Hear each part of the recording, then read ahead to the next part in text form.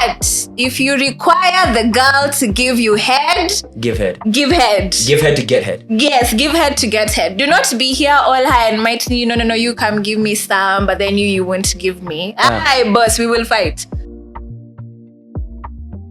Ooh, you fingered the right video. Look at you using your fingers properly. Yes, indeed. You have fingered the episode right here on the Simon Says podcast. And where we shoot right here is indeed at Pro Studios. Now, where you can find these guys is actually right here at Upper Hill Gardens. And guess what? These guys right now, they got an offer for you. You got your birthday, August babies, September babies, or your birthday is right about to come. Because indeed, you know when you were pushed out into this world. And guess what? We need to commemorate that. And what are you going to do? Come down to Pro Studios where they will treasure that memory with a touch of elegance. How are you going to reach them? Right there on your screen. And yes, indeed, someone who decided to come on down. Someone who decided to bring her legs over here like...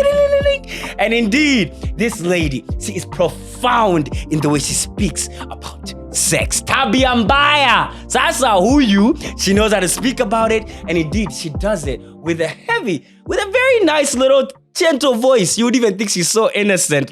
But indeed, the one, the only, Joan Miano. Thank you so much for coming on down. Thank you so much, Simon, for having me. It's been a while. Yes, it has. What a minute. Yes, it has. She's also an awesome content creator. Yes, indeed. Yes. Now, the reason why I got you here, my dear. Yes, you are indeed an elegant woman who's very open about even talking about sex, for example. But how do you view sex for you yourself? Just even as a step back, how do you view the act of sex itself? For me, sex is a form of communication, to be honest. It's the same way you'd have like a face-to-face vocal conversation with somebody. Sex is a physical conversation to get to know that person. Because you're getting to know that other person physically. Exactly. So that's what sex for me it is. It's physical communication, yes, that is. Getting to know people that way. Now, when you talk about sex, even as a lady in the Kenyan context, how do you think people view you? It's a taboo topic. I remember when I started speaking about sex, a little over 5 years ago. Yeah. It's been at least more than 5 years. And everybody was so taken aback. Like, no, why is first of all a woman speaking about sex so openly? And secondly, an African woman, like this conversation should be had in private, in the bedroom. And I'm like, no, that's where people go wrong. Because how are we supposed to know about what sex actually is if we don't have these conversations in open?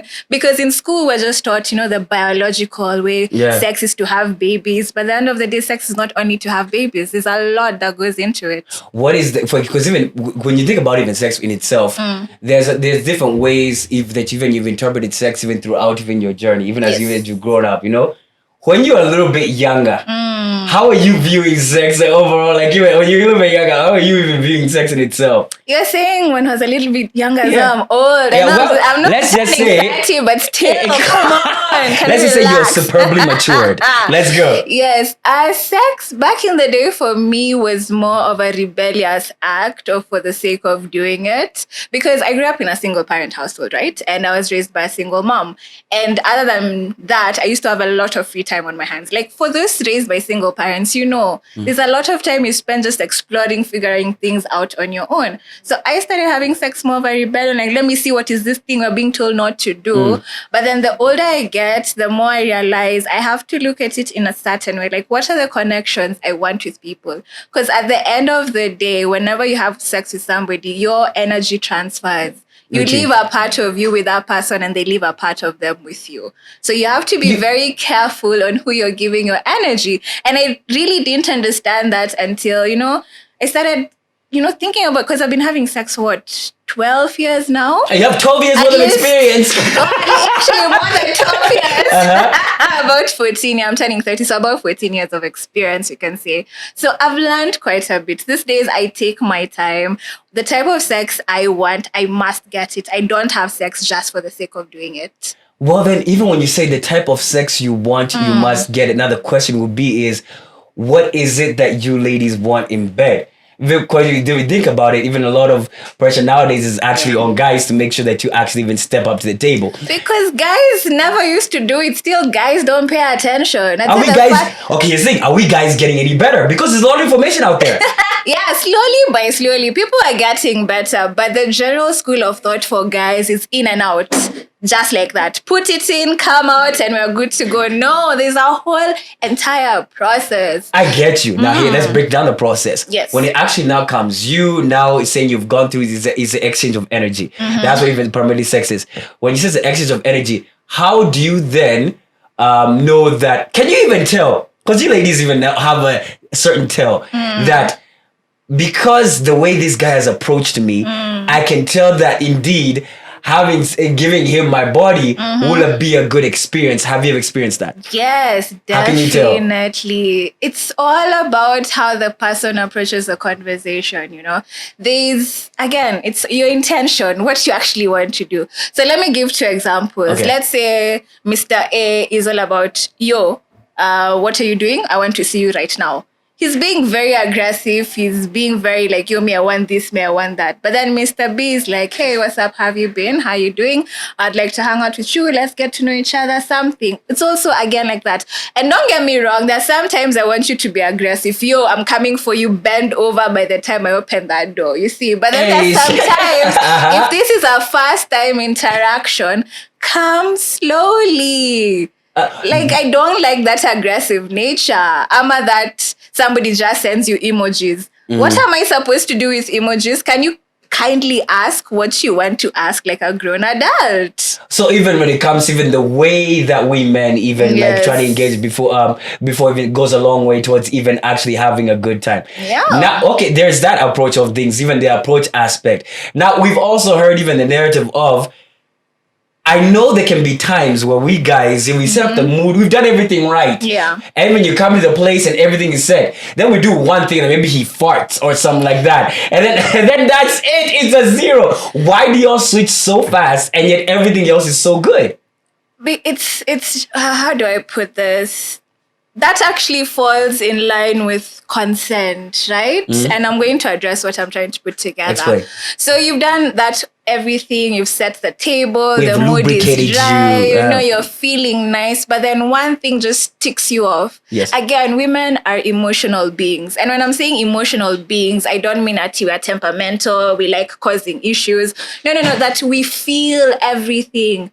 Every single thing, and especially in that intimate moment, you want to make sure that everything is perfect. If I'm not comfortable, everything stops, and that's absolutely fine, by the way. And I get it. For you guys, you'd feel frustrated. Yeah. I've gone through this entire process. I've spent this money. I've done these things because you want them, but then I'm not getting what I want in return, and that's a very bad notion to have. Why? Like, you should not always expect to get it.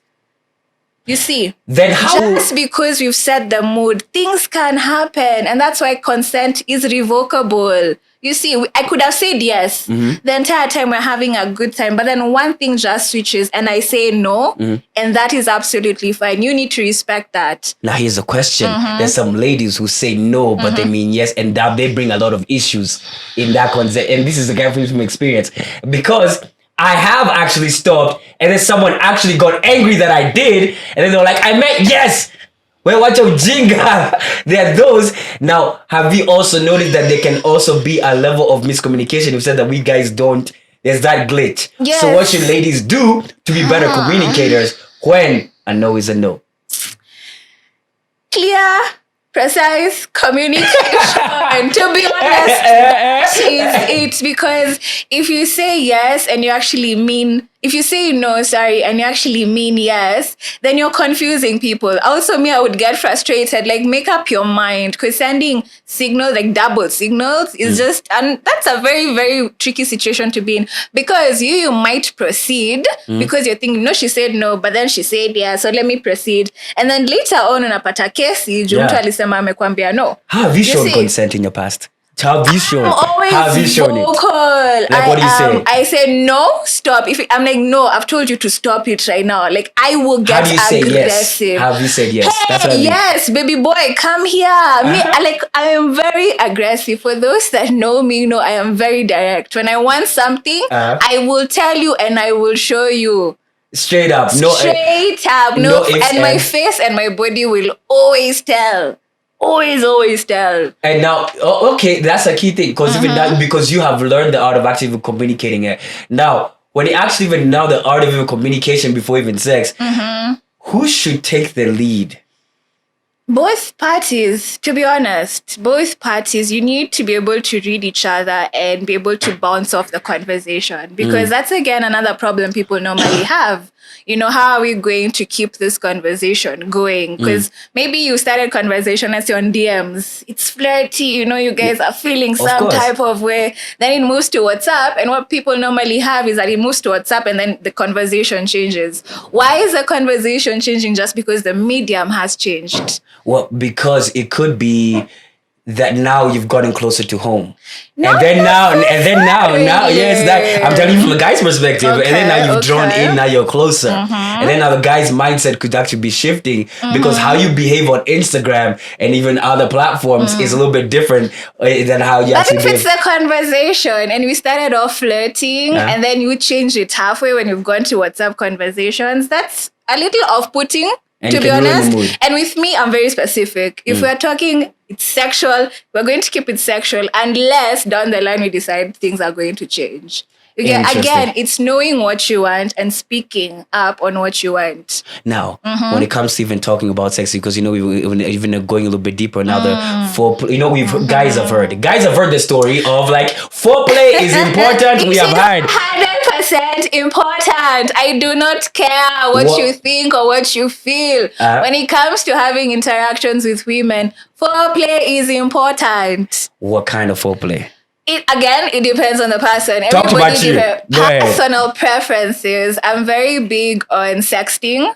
I love sexting. If you can sext, because in the middle of a random day, it's like 2:30 p.m. on a Monday, you have a meeting, and then, you know, the feel is right, and you respond like that. Oh, baby, that's how we start. And then a lot of physical touch. I enjoy physical touch. Kissing, that's my neck, you know. My boobs, clitoral play, all of that, just physical touch. Get to know my body, interact with my entire being, because it's just not my vagina. It's just not that. There's a lot there. When it comes to even foreplay, like, what do you think? Like, do you think that guys, an underappreciated place that guys don't touch a lot? The back of the neck.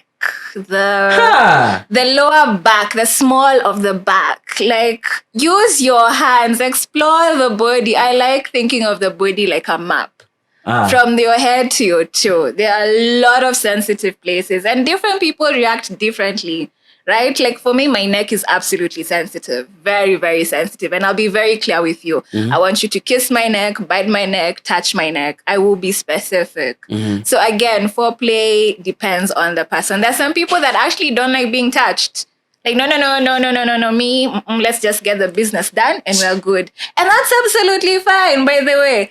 Everybody is completely different. What I like me, I like being somebody biting on my neck. Somebody else absolutely hates it. So you see, again, you need to know your partner. You need to know who you're having sex with, who you're sleeping with, and how they enjoy sex. Now, here's something I want to hear your thoughts on this, because even this perspective even I've had, when it comes to even now knowing your body and everything, I am going through the journey as a guy. I'm going through the journey of discovering your body. Now, how in the world can I know your body when even you, Uchi Chui, actually you don't even know yourself, not even now, and then now the ladies out there, and you don't know your body. So now the question is this: who should be there? See, how should ladies actually get to know their bodies better so they can actually be able to communicate that to a guy? Touch yourself. Hey. Touch yourself. I am pro masturbation. I do not care what people say that if you masturbate, you reduce the pleasure you get during sex intercourse. That's an absolute lie. Fucking lie. Sorry to say, fucking lie. And then what I like to do is sit in front of a mirror, completely naked, and look at your body. Like, the first few times you'll feel shy because, again, we've been raised in this African culture where we need to cover our body, right? The current colonized African culture, I would say. You need to cover your body. Your body is yours. Nobody should see your body. Nobody should touch your body. But that disconnects us from getting to understand ourselves. So sit with yourself in front of a mirror and watch yourself from head to toe. And once you start getting comfortable with yourself, masturbate in front of the mirror. Masturbate to Yeah, yourself. to yourself. Not to porn. Not to porn. To yourself. And I'm not saying porn is bad. I know you had, your previous guest. Me, I'm pro porn. That's a conversation for another time. Okay, yes. But yes, masturbate in front of the mirror. See how you react. Watch yourself react. And also, it helps you learn what you like. By touching yourself, exploring your own body, you're able to also not go tell your partner, I like it when this is done.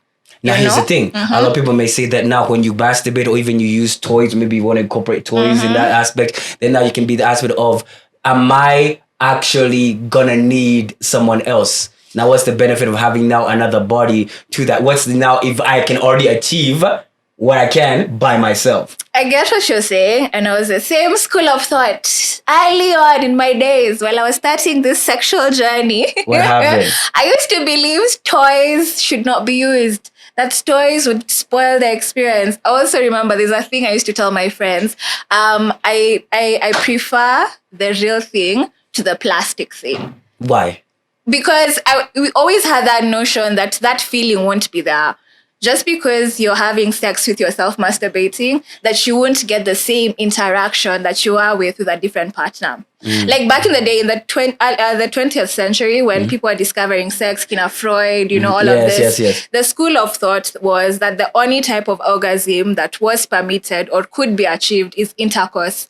Two people together, a man and a woman having sex, that was the only form of orgasm that you would get. But in actual case, it's not. You can get an orgasm masturbating. I've done it plenty of times. And even to put it out there, I've squirted while masturbating. To yourself? To myself. It's absolutely possible. Hey, we're going to talk about how to make you guys go away real quickly. I just want to remind you guys quickly, take a breather.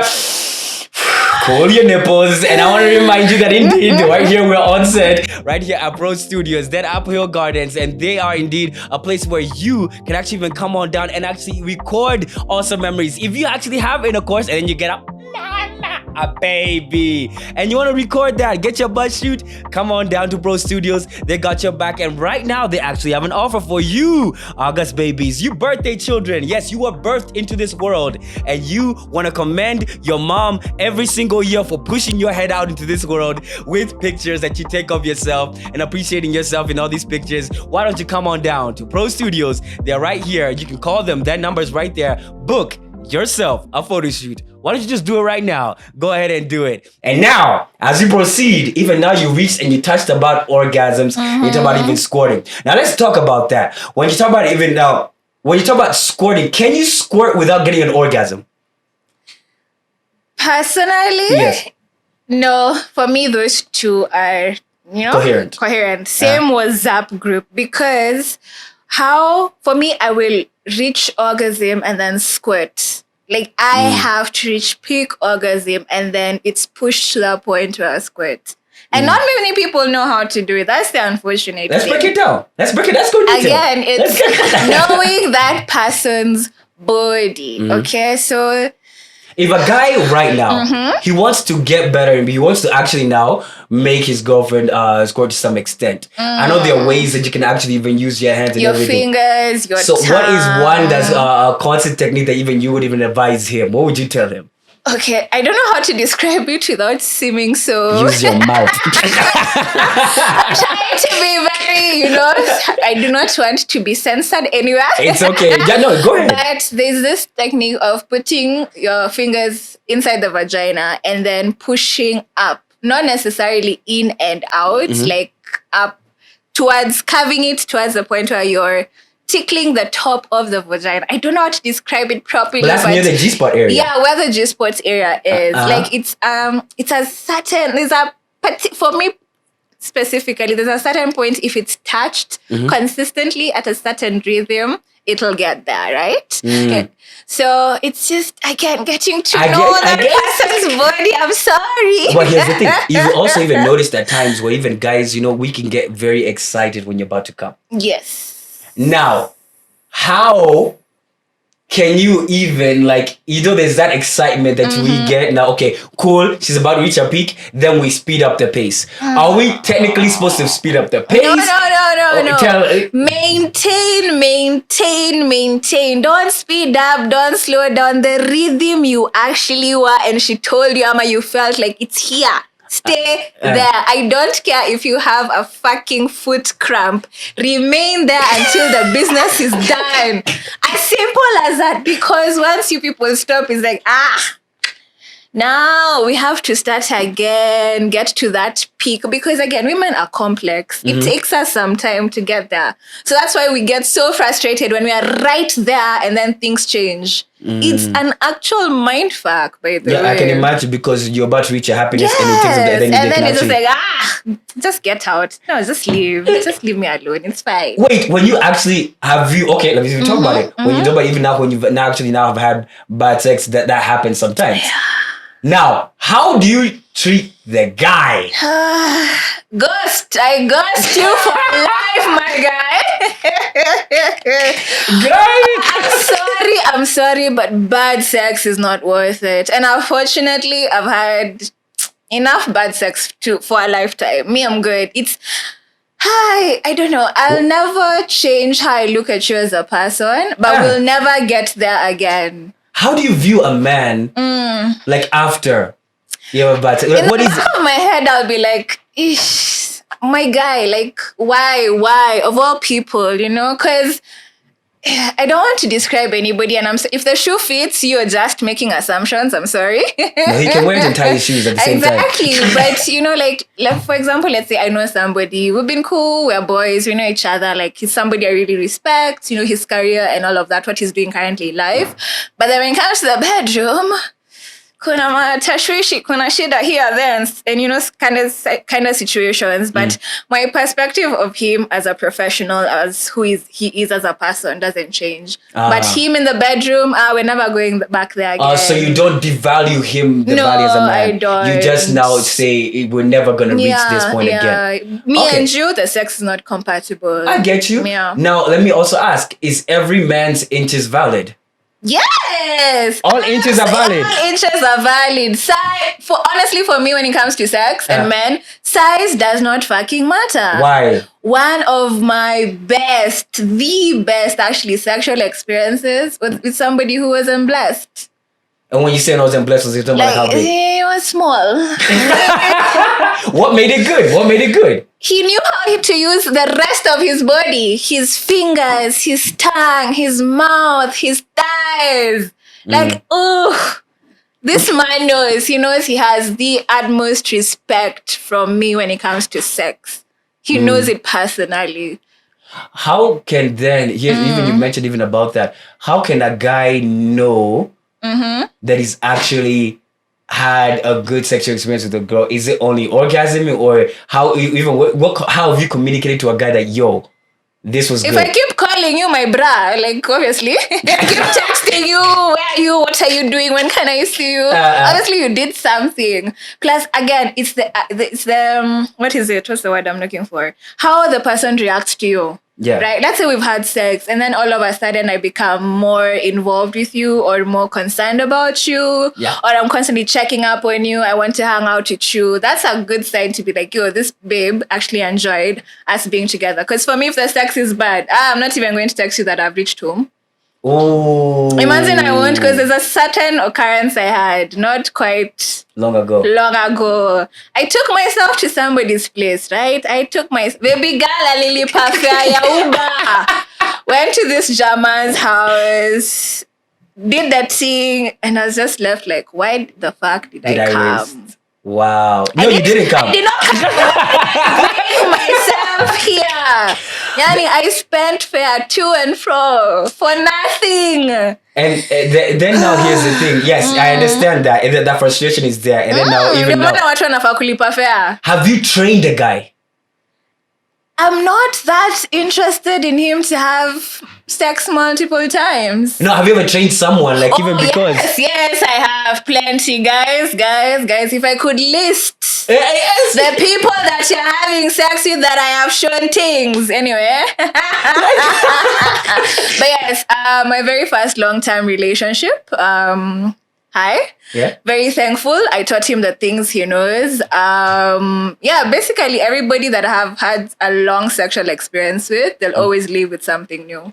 And that's important because I won't lie to you. A lot of guys, even I won't lie, even as guys, we learn how to be better in bed when you actually engage with women and actually not able to listen. Now, here's the thing. How can you tell a guy who is willing to listen and hear you out and a guy who I don't even want to waste my time with you?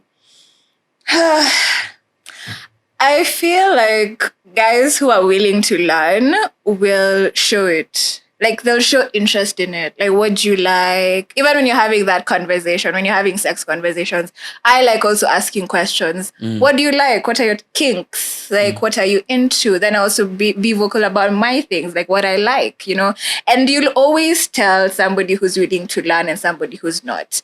Guys who are not willing to learn are very egotistic. They think they know everything. Me, I'm the guy. Even on social, even how they carry themselves as, me, I'm a prize to women. My guy, no, you're not. You're the one being cheated on. Yeah.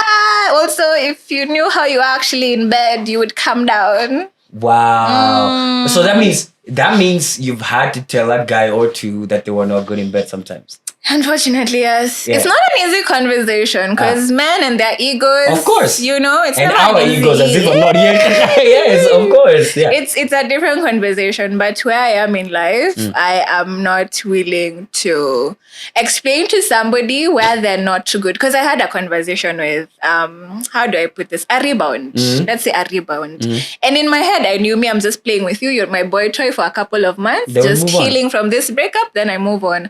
Jamal comes and asks me, what went wrong, etc. And I'm like, in the beginning of this situationship, I explained what it was. And sometimes with guys, they never listen. Because for me personally, I'll tell you from the very beginning what I'm looking for from you. I'll let my intentions be clear. And that's the thing people need to understand to constantly have. Make your intentions known from the very beginning. It's easy nowadays to talk about even the guys, like who are always bad in bed, but women can also be bad in bed. Yes, unfortunately, yes. Now, what makes a woman bad in bed based on your perspective? What do you think will make a woman bad in bed? I don't want to sound like a hater, but what do we call them? Pillow princesses. You're just there. They are waiting for life to happen. Baby girl. Do those exist? Imagine they're there. What's the logic? What's the logic there? I wouldn't want to speak on them because I don't know. I've never been a pillow princess. Even from the very beginning, I was just all over the place. But again, at times it's personal preference. Because, there are people that actually don't enjoy sex. There are people that physically do not enjoy sex. Sex is just, why? Tedious. It's too much. It's just too much for me. I might don't even get any feelings from it, and it's absolutely fine. But there are some that just want to be lazy. Because the thing I keep saying, whenever you have a sexual interaction, make sure at the end of the day you had fun. If you did not come and if you did not have fun, that was a wasted opportunity. Now talking about even orgasms, there are various types. Yes, there are different types of orgasms. Which one is your personal favorite? I'm not going to lie, I love receiving head. I love the clinglings. I love it. Oh my gosh. I love it. So yes, for me that clitoral, head stimulation gets me there. When a guy is going down on, like, for example, a lady, sometimes, the guys nowadays, we know that they actually now we need to go down on women. Now the main thing is not a need. It's not a need. It's not a must. You go down. It's not a must. You go down. Explain. But if you require the girl to give you head, give head. Give head. Give head to get head. Yes, give head to get head. Do not be here all high and mighty. No. You come give me some, but then you won't give me. Aye, boss, we will fight. Because I was once in that situation, right? Because me also, again, I love giving head. The power it gives me in that particular time, I live for it. So there was this situation back in the day. I was with this guy. He always got head. He always wanted it. He'd always ask for it. So I got to a point, I was like, bruh, what about me? He goes like, no, me, I don't like doing it. Come again? Just repeat that statement. Yeah. That is an immediate turn off. I will block you and I move on with life. Now, when it comes to it, even when sometimes when we guys are going down on you, is there a way that we should actually do it? Because sometimes is it just a matter of just licking it everywhere? Take your time. Yeah. No, guys, to be honest, Go if ahead. a woman opened her legs right now and you are able, like you can tell where the clit is, the vagina, the lips, everything. So that's the whole idea. Yeah, know where these places are and take your time. It's not Explain. like a DJ booth where you're rubbing.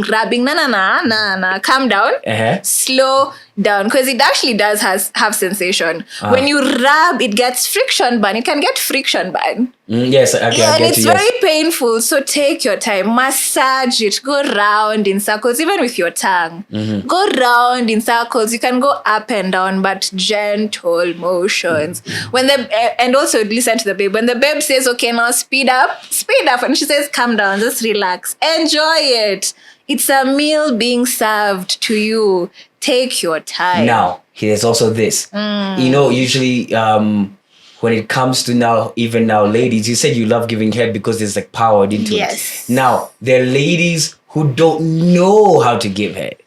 Now, how can you even guide them on that aspect? Because even it's hard for me as a guy to even teach someone to give me head at the same time, and I don't give head to nobody else. I'm a straight guy. I wish that we could demonstrate. But primarily, it's what's the number one key thing that you could say that this took my head game to the next level? What do you do? Lubrication. Lubrication is very important. A lot of saliva. A lot of actual lube. You can buy lube these days. Of course. Scented lubes are actually quite nice. I love lubes, using lubes and all, but it's a lot of lubrication, up, down motion. With your head, your mouth, up, down motion, go at your pace. And then also with your hands, up, down as well. Circular kind of motion. Yeah. Wait, do y'all like it? Sometimes we guys can get into it. Do y'all like it when we grab your head and push it up and down? Do you like that? Or do you? Yes and no. Again, Explain. it is the context of the type of sex you're having. So if you're having rough sex, yes, daddy, grab my head, bob it up and down, because that's what we want at the moment. But when I push you off, because I need to breathe, Yeah, of guys. course. We need to breathe. Jamani, I wouldn't mind on my headstone died because of head, but we need to breathe to get there. I get so you. it's, again, these different types of sex. I also love rough sex, so when it comes to that, let's go. They're different. It comes at different times. I get you. Yeah, sometimes. Now there's also this other type of sex that a lot of people even sometimes like, sometimes people abhor. That's not period sex. It can get very icky and gooey. The Bloody Mary. Yeah.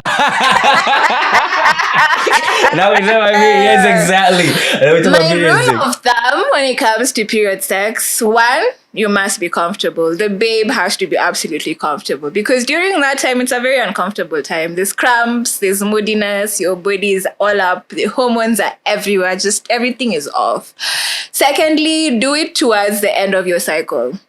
Not in the beginning. Not in the day one, day two, even for some people, day three is it's a bloodbath. The amount of things coming out of your system, the tissue, the blood vessels, the entire uterine lining is literally coming out. So day one to day three, it's heavy for most people. But then towards the end, depending on how long your cycle is, like for me, on day 4, day 5, I can have period sex very comfortably. There'll be a bit of blood there, but it's comfortable. It's okay. It's an easy cleanup. It's not very messy. I get you. And now, what is the different feel of period sex compared to normal sex? I want to understand that. It is more lubricated, is it? Would you say? Yes. And no, again, Explain. it just depends, because towards the end of your period, the blood is less, but you're also not having as much vaginal discharge per se. Yeah. So there's a bit of dry moments, depending again on when during your cycle you have the sex. But it's more, for me, whenever I have period sex, it's more, one, to get rid of the horniness, because nobody talks about the horniness when you're on your period. That happens? It's madness. Yeah, at least for me. I'm sure there's a lot. I become very feral. I'm like a cat in heat. It's madness. But for me, it's just to get rid of that tension. So even during that time, I can have like a lot of quickie sex because I just want, let's go, like quick. Let me get there. Let's move on with life. And then also to reduce like cramps, that tension. It's more of a pain reliever. It relaxes the body. So even people, would you say that then like someone who has like heavy cramps to even consider actually having period sex? Yes, and especially if you know when your cycle is, if you can track your cycle, once you start, like right before your period comes, have sex. It'll help with the cramps a lot. Really, really helps with it. It helps even with that. Interesting, by the way. Yeah, take notes. The D is more useful than an orgasm. They will actually help you release your cramps. Yeah. So actually can be useful in many ways. Now, even overall, even as we wrap the conversation, I just want to know, you mentioned in the beginning that sex is indeed two bodies communicating to each other. Two or more bodies. Hey, or more. Or more bodies. Hey, okay, threesomes now. Threesomes, foursomes, orgies. How was your threesome experience? Was it as fun as you thought, or was it in practicality? Was it just guy too many? Since we last had a conversation, I have updated my threesome list, and thankfully, thank the high heavens, my last experience made up for my previous one. Because the first threesome I had, it was 2 guys and a girl, you know? And let me just not lie, if you're not attracted to the other person, it's uncomfortable. If I were to be taken back to that scene, I would have removed myself because I didn't enjoy it at all. But then the last one was 2 girls and a guy, and I actually had a lot of fun because we are all interacted, we all, were in the space together. This is something the 3 of us wanted to do. I get you. Yeah. Here's something. You mentioned something about attracted to each other. Sometimes when you see someone naked, you're like, Allah, and then you're shocked. What do you mean, Allah? In the sense that what I see is not what not even forget about even the but it's like you looking naked, you look better off with your clothes on. Oh. Those people. You look better off with your clothes on. Now here's the thing. Have you ever now had that scene? What would you say is a very unattractive body part of men, on the male feature? Nothing. Wait. Something overall. For me, to be honest, one thing that really, really turns me off from guys is their fingernails. Yeah, I know it's you thought I think somebody thinks the chest, the kitambi. No. Me, I like my big boys. Oh, let me just put it out there. You love kitambi. Hey, if you're a big boy, a teddy boy, hey, hit up my DMs. Let's see what's going on. Us guys. Good, y'all are fine. But in general, me, I like my big boys. But at my point, what was I going to say? Fingernails. Yes, fingernails. You see those guys that have very short fingernails, they bite. Yeah. You grow your fingernails. Oh, no. How are you supposed to be putting nails inside the vagina? Please, again, hygiene is very important. So there is no body part in a guy that I find unattractive. Okay. I get you. Even something now a little bit more in depth, I just want to know. Because there's a lot of people who don't see it necessary to grow in the aspect of even learning more about themselves, even sexually. Now, what do you think? How has you grown sexually? Even you see you've gone through your various stages. How has that helped you overall as a human being? It has helped me understand people differently, right? Because the thing about sex, you are removed to your core. You've removed all your clothes. Like even in the act itself, you remove all this notion of being a human being, bills, responsibilities. I'm a member of the society. I have to do this. It has come to make me realize that everybody is different and everybody goes through their own things. You see, because again, as I said, for me, sex is a connection. I learn people that way, understand people that way. It's easy for me. Like, me, I love sex. I'm not going to lie. Me, I love sex. So it's just that whole understanding myself. And the more I've become open with sex, the more confident and open I've become with myself as well. Like it's a comment you made. Even the way I carry myself these days, it's different from 5 years ago. Yes. And that's just because of understanding my body, respecting my body, and just loving my body at its core, at its rawest. Away from all this superficial. What have you learned the most about yourself through your growth, even when you've grown sexually, what have you learned the most about you? About me? Yeah. I've learned that I love myself more than anybody else. You're I selfish. am a very selfish bastard. Ha! Yes, and I keep telling people, and this is something I started realizing a long time ago. I am very selfish. What I want, I must get. I always make sure that I do things that are comfortable to me. If it's not comfortable, if I don't feel like doing it, I'm sorry, I'm not going to do it. I'm just not. Is being selfish always bad? No, it's not. It absolutely isn't, because in me being selfish, I have understood myself, I have learned who I am, and I'm able to even avoid confrontations or avoid situations where I'd rather not be. Because I'll be able to read the room, gauge the situation, and be like, this interaction is not worth my time. Let me just walk away from it. And that's being selfish. That's understanding who I am as a person. And even coming to the realization that, to be honest, deep down, me, I'm an evil human being.